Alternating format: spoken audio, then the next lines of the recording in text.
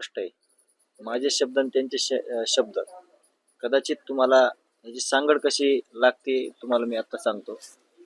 आपण म्हणतोय की या खुनातील जे गुन्हेगार आहेत, जे अटकेत आहेत, त्यांना तर फाशी झाली पाहिजे.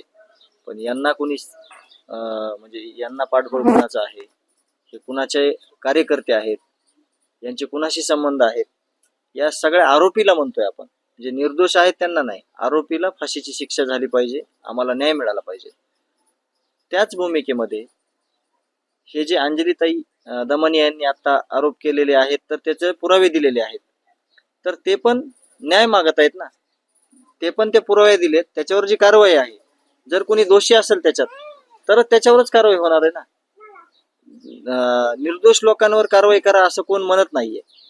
ना काही लोकप्रतिनिधी करतेत, ना की सामाजिक कार्यकर्ते करतेत, किंवा आम्ही करतोय.